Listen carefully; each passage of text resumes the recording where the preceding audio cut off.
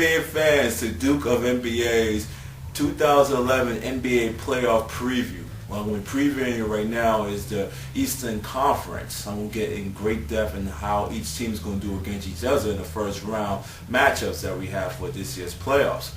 I will talk about the Western Conference maybe a little bit, explain very little detail on who's going to come out there, but this is going to be a show segment of the Eastern Conference and who's going to come out there and who is going to come out in the Eastern Conference to the NBA Finals. The Pacers versus Bulls series, I have the Bulls winning this in 6. Now the reason for that is very simple. Derrick Rose. In the first round against this Pacers team, the Bulls have the best player in this series, and that helps and go a long way for the Chicago Bulls. Derrick Rose is going to be matched up against Darren Collison and also TJ Ford. But those point guards are tiny compared to Derrick Rose. So that means that the Bulls have a great edge in that department. But with the Indiana Pacers, they have a really good front line of Roy Hibbert, who's going to be one of the most improved player of the year awards players at 7'2". They have Tyler Hansbrough, who's averaging 10 points, 4 rebounds, and also they got their best player, Danny Granger, who's a budding all-star. But with all that said, when you have the best player in the series, that gives you the chance to win the series. With the Miami Heat Philadelphia 76ers series, I really like the Miami Heat right now because they have 82 games together. People want to talk about chemistry and all that being a problem, but when these guys came in the playoffs, having a LeBron James and a Dwayne Wade on the same team, those two players have carried playoff teams to the finals.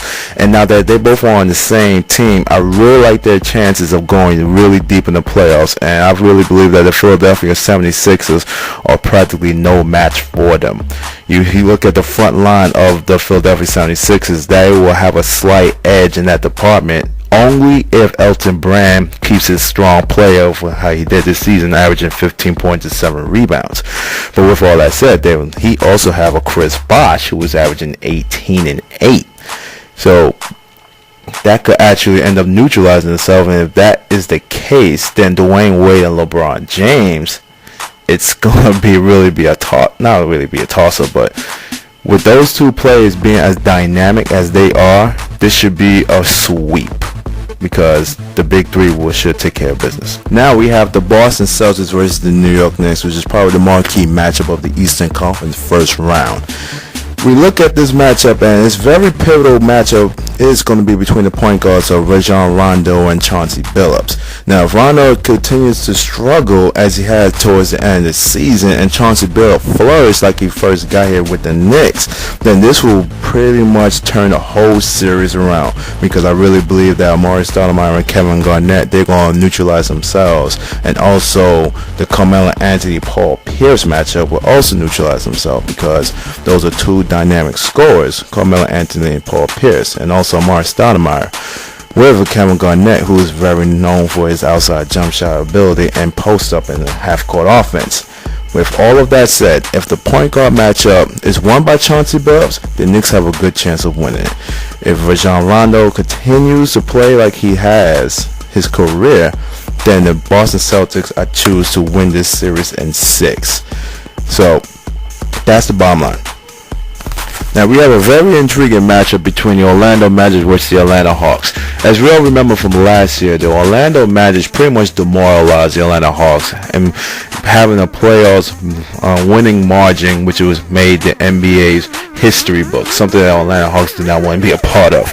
But in this year's, actually, Dwight Howard's career season averages is lower this year compared to last year, which could be a big help for the Atlanta Hawks. But I've always felt that when it's in the playoffs, Dwight Howard usually shows up in a big way, and against the Atlanta Hawks front line, he should be able to continue those numbers he did last year. Even though you look at the Orlando Magic, they're a three-point shooting team, they also have one or two post players in Dwight Howard and Brendan Bass, which also help things with the Orlando Magic, which will neutralize their front court. Atlanta, to me, if you have a regular season roster, that doesn't mean that it will translate in the playoffs, and that's what the Atlanta Hawks have, a regular season roster, because those players, to me, on that roster are not a playoff team, and that's why they continue to struggle year in and year out of the playoffs. So I always felt that with this matchup, Dwight Howard will dominate. And here's the bracket of the rest of the way that I predict in the Eastern Conference will shape up. The Bulls and the Magic. I have the Magic winning that series 4-2. Now, people's going to go crazy about that, but they have to really understand one thing. I always believe in a philosophy when it comes to NBA playoffs and also the NCAA tournament. The Magic have two playmakers, two dynamic playmakers. And they actually have a third one if he decides to show up. And even if he doesn't show up, I still think that the Bulls not easily, but they will lose to the Magic. And also, one of the reasons why I do not believe that the Chicago Bulls will go far is because when you have your point guard as your number one option, you're not going to be successful in the playoffs. It usually happens that if that was the case in the regular season, you could have a successful season due to that person's extraordinary talent. But in the playoffs, things cramp down and things get a lot harder, and you have to start depending on other players on your team. And I don't believe if your point guard is your first option, a dynamic scorer, he's not going to do as well in the playoffs as he did in the regular season.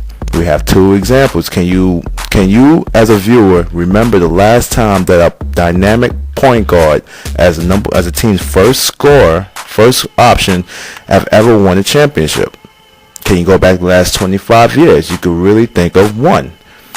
And he didn't really win a championship, and that was Allen Iverson with the Philadelphia 76ers. And if you want to go further back, as their first option, remember that point guard that is their team's first option. You can't really think of any because it's unprecedented. You might say Detroit Pistons with Isaiah Thomas, but Isaiah Thomas was not the first option. They also had Joe Dumars, Vinnie Johnson, Bill Laimbeer. They had a very talented team, the Detroit Pistons, that went back to back. So if you go even further back, you might say Magic Johnson, but Magic Johnson was not the first option when the Lakers won the championship because they had Kareem Abdul-Jabbar, they had James Worthy, they had Byron Scott, they had an abundance of talent. So when you really think about it, when you're a point guard and you're the first option, you're not going to succeed in the playoffs. The Magic has Dwight Howard, who will cause the front line of the Chicago Bulls fits. And they also have Jameer Nelson. When Jameer Nelson is playing at a high level, Jameer Nelson is really, really good. And also, the Magic also have Hedo Turkoglu. This is one of the reasons why they acquire him from the trade, because they know his potential and how well of a playmaker he can be. So you add that all in, plus they're playing Brendan Bass more minutes in the 4th spot, which helps alleviate less pressure for Dwight Howard. You put all that together and you compare that to the Chicago Bulls. The Chicago Bulls only really have one playmaker. As much as you think that Luol Deng and Carlos Boozer, you have to also understand one other thing. Carlos Boozer is not really a good post defender, and he's going to have to guard up against either Dwight Howard or even Brendan Bass. And Brendan Bass is average close to 10 points a game. So that's not going to be easy for Carlos Boozer to contain. He's only 6'6", and Brendan Bass is about 6'8", and Brendan Bass is very strong. So this is part of the reason why I have the Magic winning this series. Even though the Bulls is first in defense, the Magic is third in defense, and they have Dwight Howard. Now for the Celtics and Heat, this is also going to be a really good series, but I just really believe that the Celtics is going to practically run out of gas since they made that Kendrick Perkins trade, and I don't really see Shaq being that much of a factor in this year's playoffs since he's always getting hurt.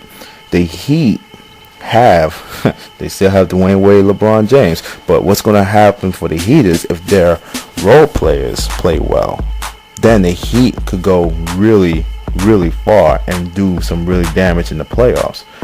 So when you put all that together, I'd really like the Heat against the Celtics. And one more thing about the Heat to me has the best perimeter defense in the NBA. You have Wade, LeBron, and you have Mario Chalmers. Those three players can lock up each perimeter player and really play those passing lanes well, which ignites that fast break. They always say that you can't, if you're a fast break team in the playoffs, it doesn't really work. Well, I disagree. If you get a steal in the passing lane, that's an automatic fast break, including when you have Dwayne Wade on one side and LeBron on the other. Two of the fastest fast break players in the NBA. And now we have the matchup in the conference finals, which is the Magic and the Heat. I just truly believe that the big three of the Heat will overwhelm the Magic, and that's how they will win this series 4-1. And that will be a conference finals winner, is the Miami Heat.